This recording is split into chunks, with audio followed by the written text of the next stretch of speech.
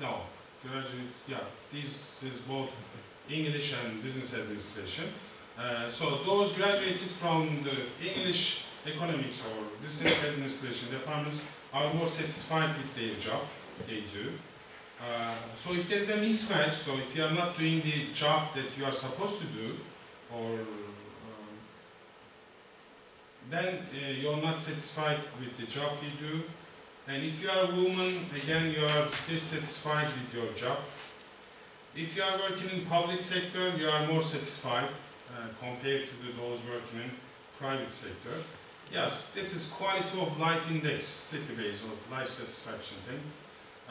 So here, again, this one of the determinants of job satisfaction. So if you are living in a city where the quality of index is higher, then your probability of loving your job is higher.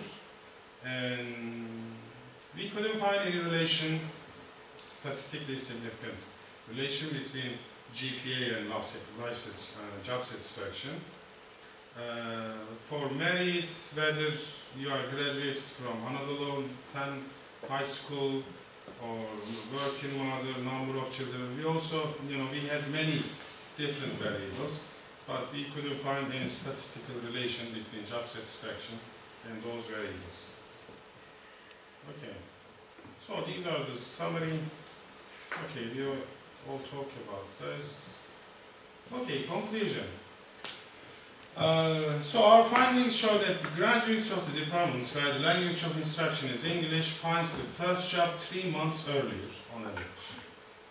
And graduates with above GPA of 3 are more likely to get their first job in a shorter time than the graduates with a GPA between 2 to 2.5. So the salary of graduates of English departments is higher, about 40%. And if we control for other individual specific characteristics, so this difference reduces to 20%. And so individuals who had worked or completed an internship program during their undergraduate study finds their first job faster and makes more money. And so graduates of the departments where the medium of instruction is English are more satisfied with their job compared to those graduates from Turkish department. An education job mismatch reduces workers' job satisfaction. So this is true for whole world. And women graduates finds the job later, earns less, and satisfied with the job less. Okay, thank you.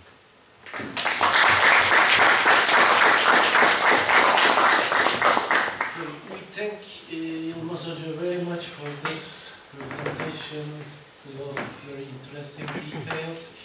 By the way, we also thank a lot to our Economics and Finance Society as well, because this was a joint one with them. We also thank Ali Cevat Hoca a lot as the chairperson of this Economy and Policy Seminar series. Can I say one thing in connection to this one? Not only Economic and Finance Society members, at the same time socialist thought club members are here. And as you have already noticed that we don't have any tea or any biscuits today to serve to you. In my very big surprise, I heard that our General Secretary ordered not to serve these ones. I have difficulties to believe that it will be a cost-saving measure, because it is costing altogether 35 Turkish liras, biscuits. Say 5 liras for tea, 40 liras. If really it is a cost-saving measure, I am promising from the next time I'm going to buy these ones and serve to you, personally, to help to university. Sorry for today. Thank you. Thank you. Thank you for the nice intervention. Okay, I guess it is now time for your questions, comments, Okay, there were lots of interesting details. There were good news for economics students as far as I understood. Okay, so the floor is open for your questions and comments, please. I have a question about statistics.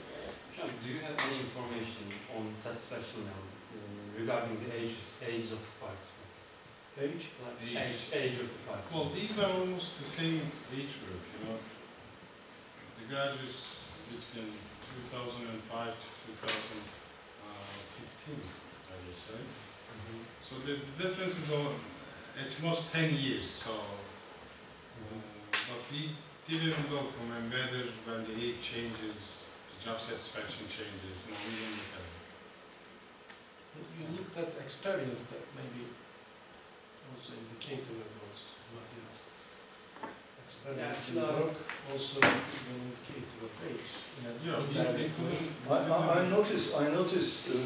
Actually, I wonder how much does it take to find a job regarding the age of the graduates? If he is not married, it doesn't matter. We have seen this one. Single or married. For job satisfaction was not important, wasn't it? No. Is it? Yeah. Yeah. Öyle çıktı. Now, thinking of this age issue, but you know, the age probably, so when you graduate at the age of 22 or 23 now. Our times it was 21. And I was graduated at the age of 21. Anyway, so these are like between 23 to say 30, 33. So age, I don't think will make that much difference.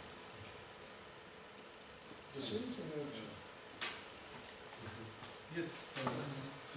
Jean, first of all, thank you for coming. My question is that in the study you said that there's an effect for if the student worked when he was an undergraduate or she was an undergraduate or didn't work.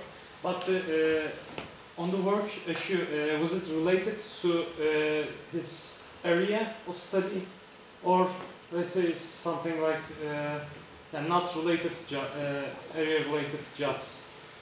Well, to me, I think there might be two sources of this. One is, you know, if a student's working during his or her undergraduate, either he or she needs money. Okay, so if he or she needs money, then probably he's going to find the job as soon as possible when he is graduate. Okay, so that's why he may find the first job very early, or so the students may do a job related to his or her profession. Say, for example, you did some work at the central bank.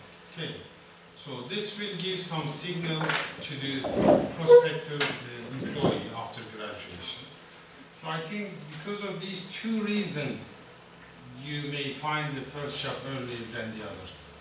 But we don't know what that reason is. I mean, I think we didn't ask for it.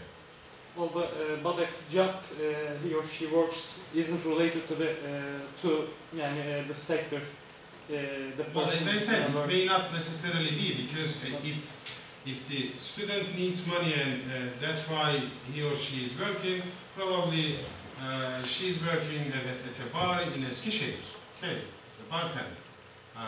Or if the student doesn't need money but only working, probably doing some internship or some other thing related with his or her profession.